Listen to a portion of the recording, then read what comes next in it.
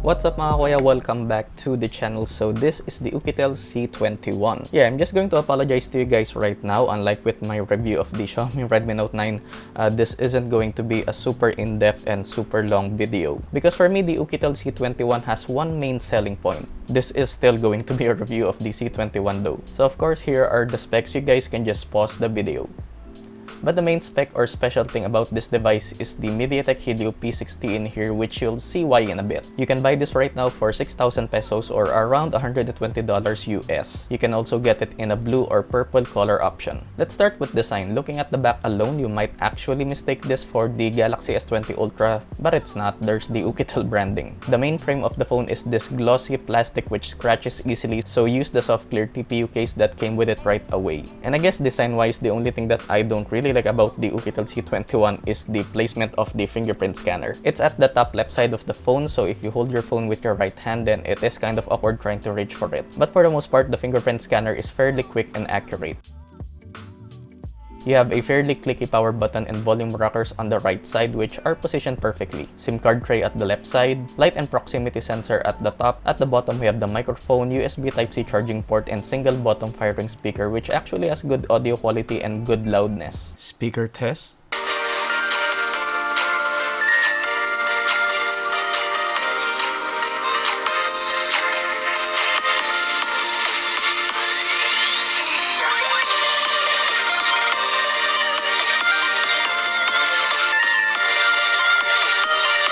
Lower your volume. At the front, you have the 6.4-inch LTPS LCD 1080p display, which is actually a pretty nice display even for a budget phone. Nice and sharp, colors are relatively neutral, which I like. Good viewing angles, 450 nits of max brightness, and perfectly viewable outdoors. At the top left side of the display is the hole punch for the 20-megapixel front-facing camera. And I guess the only other thing that I don't like about the Oukitel C21 is that, yes, if you were looking for a headphone jack, no, it doesn't have one. So this is the first smartphone that I own that doesn't have a headphone jack, so yeah. I mean, yeah, you can easily buy a dongle with a Type-C and headphone jack combo, but I feel like for this device, the dimensions, Oukitel could have easily put a headphone jack here, since there's really nothing special going on hardware-wise for the C21. Moving on to battery life, so again, this has a 4,000 mAh battery, which I'm not really complaining for a phone of this price.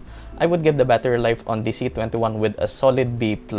I would usually end the day with 6+ hours of screen on time with 20+% remaining, and that's a combination of social media, YouTube, some gaming, and picture taking. If you're a hardcore mobile gamer, then expect to get 5 hours of screen on time and charging your phone way before the end of the day. But for the more casual users, then this is easily a 2-day battery life. Good battery optimization from Oukitel overall, and it takes about 2 hours to charge from empty to full. Next up are the cameras. Nothing really special, but overall picture quality from the main sensor is good as long as you give it good lighting.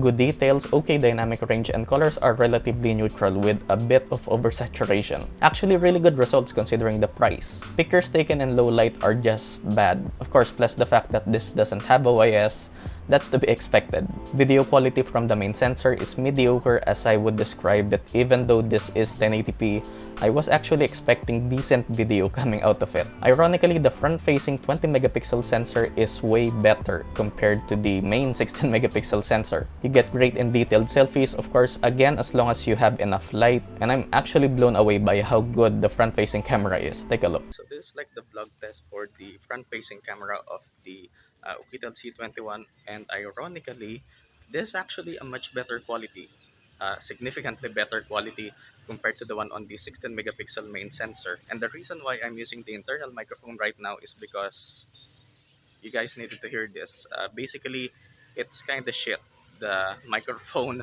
built-in microphone on the Oukitel C21.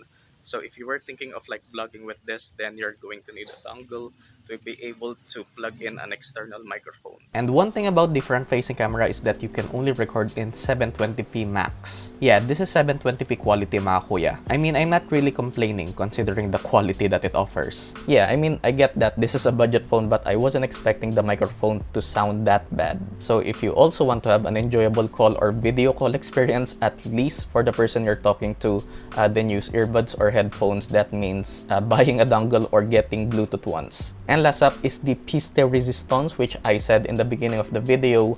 I think is the main selling point of the Oukitel C21. Its performance with that MediaTek Helio P60. If you were to give this to me without telling me the price and let me use it just browsing through the UI and playing games, I would never guess that this is only 6,000 pesos. It flies through the UI with some rare hiccups here and there when opening an app. For the most part, just browsing through the UI, some multitasking, playing even the most graphically intensive games in the Play Store is just awesome on this device. Really surprising for a smartphone of this price. The fact that you can run a game like Genshin Impact on the C21 is mind-blowing. It's not the smoothest experience but really playable for the most part. Memory management is great, there's no overheating when you're playing games or even when charging the device. It's mostly a stock Android experience with a few bloat apps installed. Of course, the few software features that you can expect to find on Android 10 is here with a few additions from Oukitel. But yeah, Oukitel didn't really do anything crazy here. Maybe the few extra cameras were kind of unnecessary, and I would describe the Oukitel C21 as a budget performance beast and a really well-rounded smartphone overall, to be honest. For 6,000 pesos, you're getting more than what you paid for. Just the performance, that's